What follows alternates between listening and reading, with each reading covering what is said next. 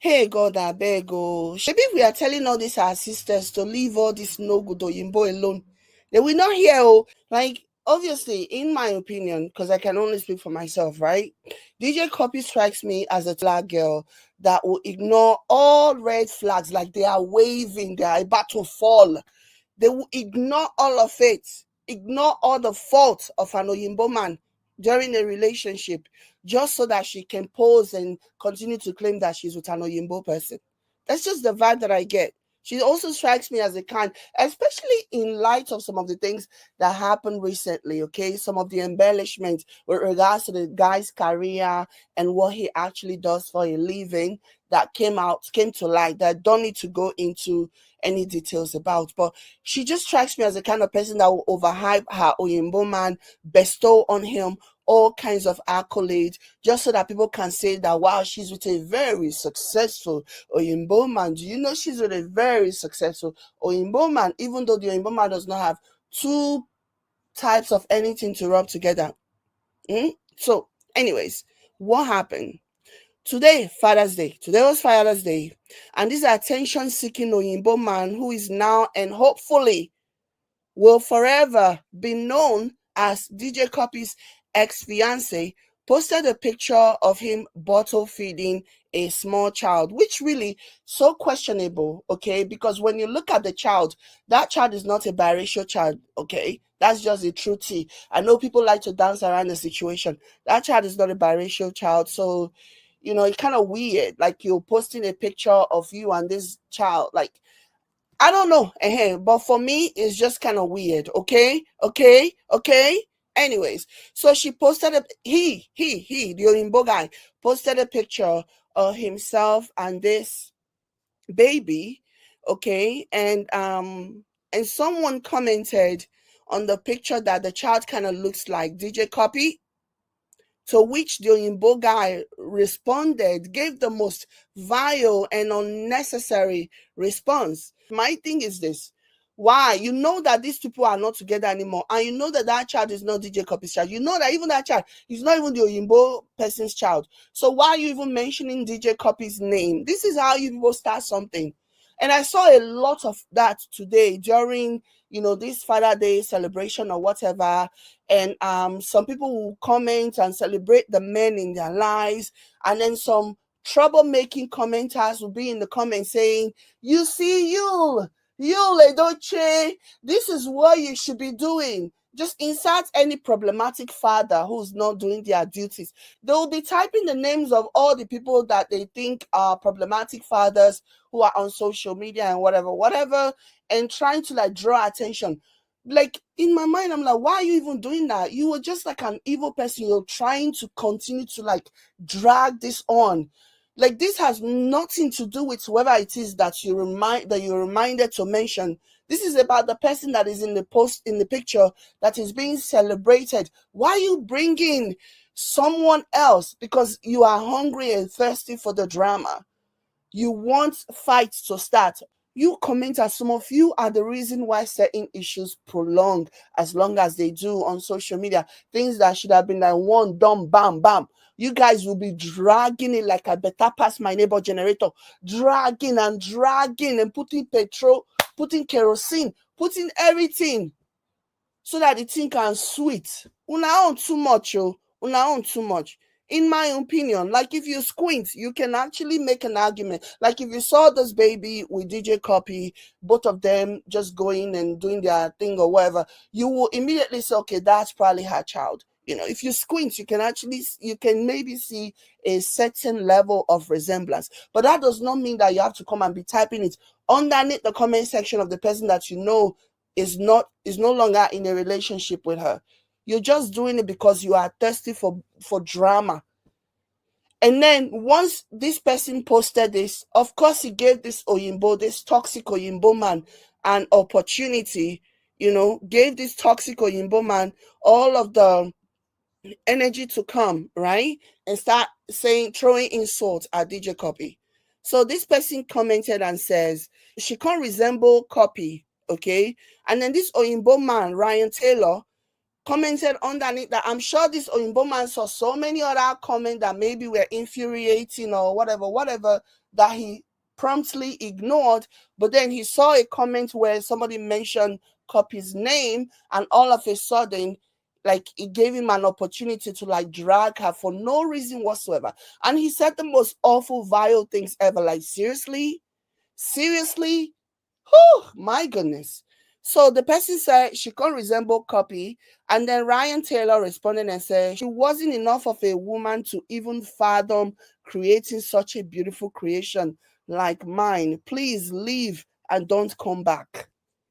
That's what this clown posted.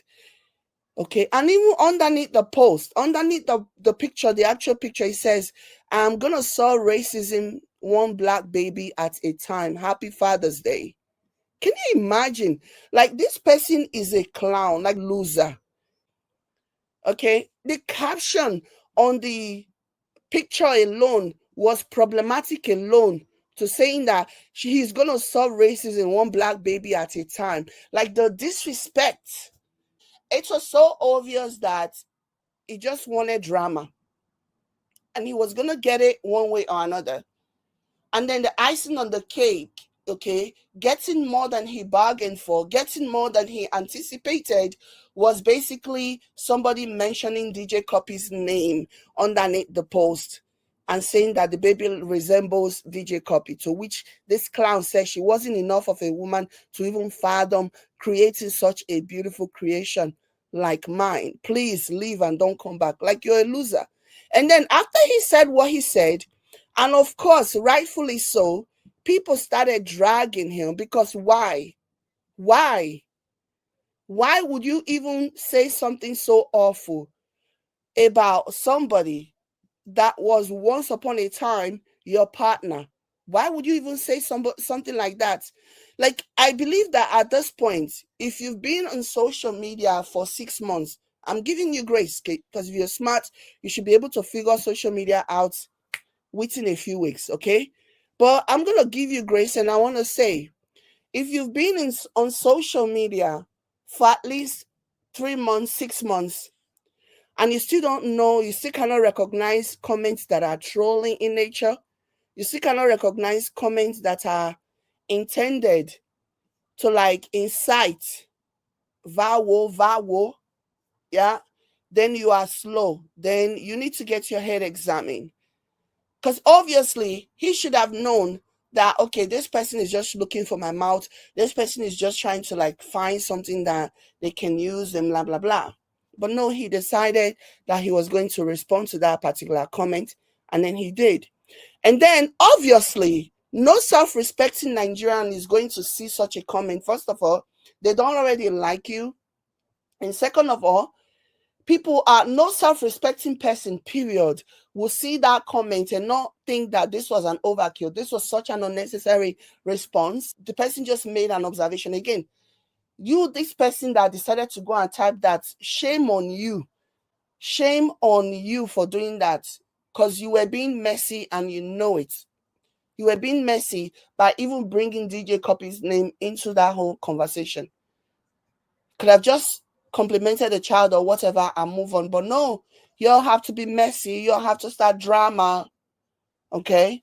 So, anyways, like I was saying, when people decided to, when people saw the comment and they saw the response, the way that the overkill of a comment that he responded, it did not sit well with people, and they started dragging him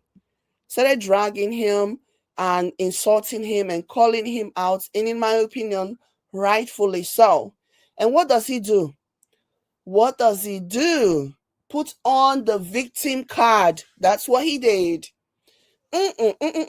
So this clown decided to play the victim in the circumstances that he created. So this is what he said. He says, today is a special day. Nigerians got to chill out. You come for the mother of my child and think I won't back it. Don't come on my page talking ish and crying when I speak. I never signed the contract. I will always say what I want and do what is right for me or my family. I haven't said ish yet. Everyone got to chill. Again, this is a prime example. The fact that he's, you know, reiterating that he hasn't said anything yet. To me, this is just blackmailing. This is I believe him trying to like blackmail her or whatever. Like she didn't even say anything to you. And the person who says something that you actually responded to did not even really say such a bad thing like that. Even though the person was, in my opinion, very messy, looking to start something. But the person didn't say anything that was so over the top, that was so out of the ordinary, that you felt a need to respond the way that you did.